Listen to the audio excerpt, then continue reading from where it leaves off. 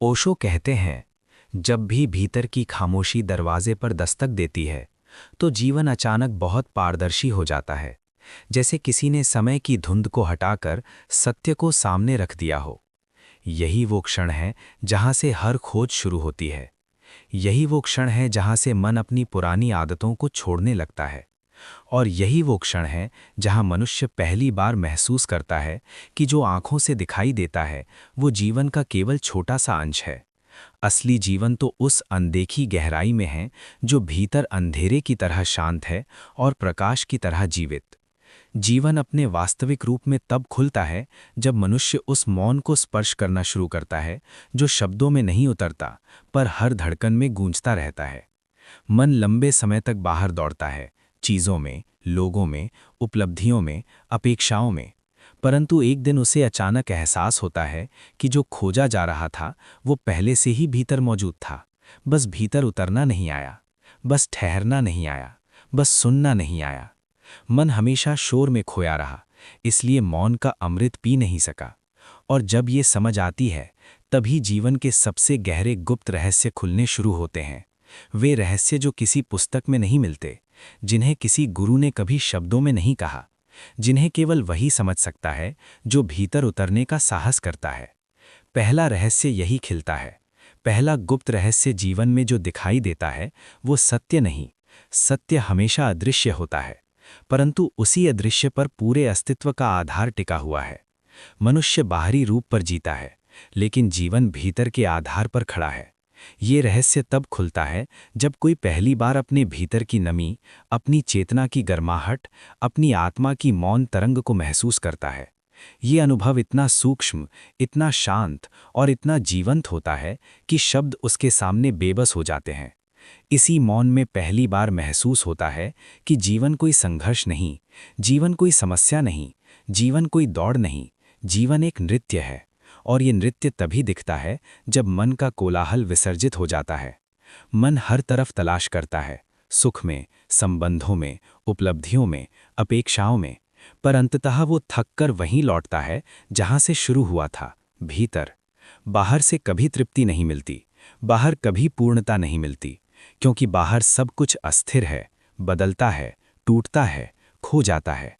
जो स्थिर है, जो शाश्वत है, जो अमर है, वो केवल भीतर है। और जो व्यक्ति इस पहले रहस्य को समझ लेता है वो धीरे धीरे जीवन के हर अनुभव को एक नई आंख से देखना शुरू करता है। फिर दूसरा रहस्य अपने आप खुलने लगता है। दूसरा गुप्त रहस्य, मनुष्य का हर दुख इस भ्रम का फल है कि जीवन को उसकी इच्छा के अनुसार होना चाहिए। जीवन कभी किसी की इच्छा के अनुसार नहीं चलता। जीवन अपनी लय से चलता है, बिल्कुल नदी की तरह। नदी को कोई दिशा नहीं देता, वो स्वयं अपनी राह बनाती है। लेकिन मनुष्य नदी को मोड़ना चाहता है, रोकना चाहता है, अपनी शर्तों पर बहाना चाहता है।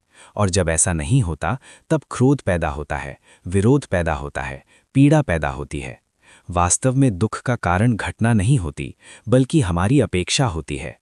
हम जीवन पर अपनी आकृतियां थोपते हैं, अपने सपने, अपनी तयशुदा राहें, और फिर जीवन किसी और दिशा में बहता है और हम व्याकुल हो जाते हैं।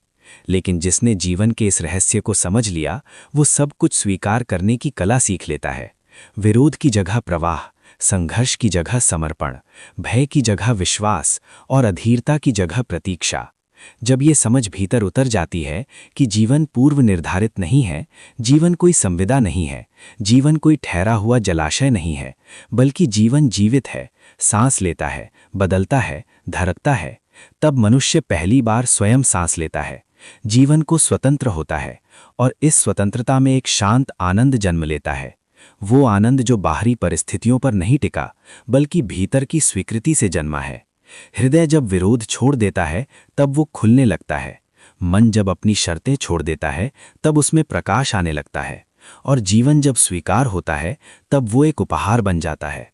दूसरा रहस्य यही सिखाता है, जीवन को किसी भी तरह से वैसा बनाने की कोशिश मत करो जैसा तुम चाहते हो, बल्कि स्वयं को इतना खुला बना लो कि जीवन जैसा भी आए उसे सहजता से स्वीकार कर सको। ये समझ मनुष्य को दुख से मुक्त कर देती है, क्योंकि दुख हमेशा अपेक्षाओं की जड़ों में उगता है। इन दो रहस्यों को समझने के बाद मनुष्य पहली बार एक नई यात्रा की शुरुआत करता है। वो बाहर से भीतर की ओर संभलता है, वो सतह से गहराई की ओर बढ़ता है, वो अनजाने में से परिचित को पहचानने लगता है। और जब भीतर का द्वार थोड़ा सा खुलता है तो तीसरे रहस्य की खुशबू आने लगती है, एक ऐसी खुशबू जो अपने में ही नई दिशाओं का संकेत देती है। इन दो गुप्त बातों को अगर कोई सच में समझ ले तो उसका पूरा जीवन बदल सकता है। लेकिन यात्रा अभी शुरू ही हुई है, 5 और रहस्य अभी बाकी हैं। 5 ऐसे द्वार जो चेतना को और गहराई में ले जाते हैं, जहां जीवन धीरे धीरे एक तप्त लौ की तरह जलने लगता है, जहां मनुष्य स्वयं के अस्तित्व को महसूस करने लगता है, जहां मौन संगीत बन जाता है और हर सांस ध्यान बन जाती है। जब भीतर कोई हल्की सी रोशनी जलती है तो बाहरी अंधकार अचानक अपना महत्व खो देता है। जैसे दुनिया बदल नहीं जाती, पर उसे देखने वाली दृष्टि बदल जाती है। यहीं से तीसरे रहस्य का द्वार खुलता है, क्योंकि ये वही स्थान है जहां व्यक्ति पहली बार महसूस करता है कि जीवन को बदलने की जरूरत नहीं होती, केवल चेतना को बदलने की जरूरत होती है। जब दृष्टि बदलती है तो वही पुराना संसार अचानक बहुत नया, बहुत ताज़ा, बहुत जीवित दिखाई देने लगता है। जो आंखें नींद में थीं वही झाग उठती हैं, और जो संसार ठहरा हुआ लगता था वही चलने लगता है। हर तरफ एक सूक्ष्म स्पंदन, एक गहरा नृत्य, एक अदृश्य संगीत सुनाई देने लगता है। तीसरा गुप्त रहस्य, मनी सबसे बड़ा कारागार है और सबसे बड़ी स्वतंत्रता मन से परे उठना है। बाहरी दुनिया कभी मनुष्य को बांध नहीं सकती, असली बंधन हमेशा भीतर से जन्म लेते हैं।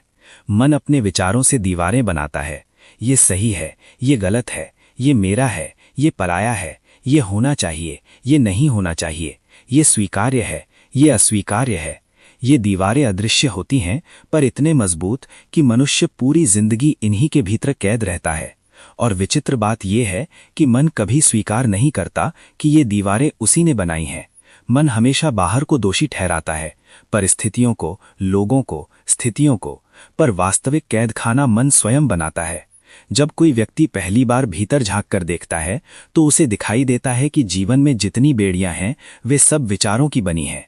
विचार ही भय पैदा करते हैं, विचार ही लालसा पैदा करते हैं, विचार ही असुरक्षा पैदा करते हैं, विचार ही भ्रम पैदा करते हैं। और जब विचारों का ये जाल बहुत घना हो जाता है तब मनुष्य अपने ही बनाए हुए जाल में फंस जाता है। सोचता है कि कोई बाहर से आकर उसे मुक्त करेगा, कोई गुरु, कोई शक्ति, कोई घटना, कोई चमत्कार, पर ऐसा कभी नहीं होता, क्योंकि बंधन बाहर नहीं है, जो भीतर बनाया गया है वो भीतर ही टूट सकता है। इसीलिए तीसरा रहस्य ये बताता है कि सबसे पहले मन से दूरी बनानी होगी, विचारों से पहचान हटानी होगी। जो भी विचार मन में उठें उन्हें अपना मत मान लेना, यही बंधन है। जब विचार आते जाएं और तुम केवल गवाह बन जाओ तब पहली बार स्वतंत्रता का स्वाद मिलता है। ये स्वतंत्रता बहुत सूक्ष्म होती है, परंतु इतनी शक्तिशाली कि मनुष्य के पूरे जीवन की दिशा बदल जाती है। ये ऐसा लगता है जैसे कोई भारी वजन अचानक कंधों से उतर गया हो, जैसे हवा अचानक हल्की हो गई हो, जैसे भीतर कोई नया आकाश खुल गया हो। जब विचारों का शोर थोड़ा शांत होता है तब मनुष्य पहली बार खुद को सच में सुन पाता है, और जो भीतर से सुना जाता है वो हमेशा पूर्ण होता है, शांति से भरा होता है, किसी भी प्रकार के संघर्ष से मुक्त होता है। यही वो क्षण है जब चौथे रहस्य की खुशबू भीतर फैलने लगती है। चौथा गुप्त रहस्य, जीवन का सबसे बड़ा खजाना भीतर है और उसे पाने की एकमात्र चाबी है वर्तमान में जीना। मनुष्य अपनी पूरी जिंदगी वर्तमान से भागता रहता है। या तो वो अतीत में जीता है जहां यादें हैं, जहां पछतावे हैं, जहां दुख की छायाएं हैं, या वो भविष्य में जीता है जहां सपने हैं, कल्पनाएं हैं, चिंताएं हैं, असुरक्षाएं हैं। और इस दौड़ में वर्तमान छूट जाता है, वही वर्तमान जिसमें जीवन जीवित है, वही वर्तमान जिसमें सत्य है, वही वर्तमान जिसमें जागृति है। अतीत अब अस्तित्व में नहीं है, वो केवल स्मृति के रूप में बचा है। भविष्य अभी आया नहीं है, वो केवल कल्पना के रूप में है। लेकिन मनुष्य वर्तमान से इतना डरा हुआ है कि वो उसे पकड़ नहीं पाता। वर्तमान में रहना कठिन लगता है क्योंकि वर्तमान में ही सच्चाई है, और सच्चाई से सामना करना आसान नहीं होता। मनुष्य चाहता है कि सच्चाई वैसी हो जैसी उम्मीद करता है, लेकिन जीवन कभी उम्मीदों के अनुसार नहीं चलता। इसीलिए मन अक्सर अतीत और भविष्य में शरण लेता है। वहीं उसे आराम मिलता है, वहीं उसे परिचय मिलता है। लेकिन जो व्यक्ति ये समझ लेता है कि जीवन केवल वर्तमान में ही है, वो धीरे धीरे अतीत के बोझ को छोड़ देता है और भविष्य की चिंता को भी। और जब ये बोझ उतरता है तब मन अचानक बहुत हल्का हो जाता है। हल्के मन में ही ध्यान उतरता है, हल्के मन में ही मौन खिलता है। वर्तमान में जीना कोई तकनीक नहीं है, ये समझ का परिणाम है। जब समझ आती है कि वर्तमान ही जीवन है, तब व्यक्ति स्वयं ही वर्तमान में टिकने लगता है। वर्तमान में टिकना वैसा है जैसे आंखें खुली हों और व्यक्ति पहली बार देख रहा हो। पेड़, आकाश, हवा, धूप, लोगों के चेहरे, अपनी सांसें, सब कुछ बहुत नया, बहुत ताज़ा, बहुत जीवित लगता है। वर्तमान व्यक्ति को उसी क्षण में शांति देता है, उसी क्षण में शक्ति देता है, उसी क्षण में आनंद देता है। आनंद कभी कल में नहीं आता, आनंद कभी कल में नहीं आएगा, क्योंकि आनंद किसी घटना का परिणाम नहीं है। आनंद तो वही है जो भीतर पहले से मौजूद है, बस वर्तमान में होने पर वो अपने आप खिलने लगता है। जो व्यक्ति वर्तमान में जीना सीख लेता है, वो धीरे धीरे मन से दूरी बना लेता है, विचारों की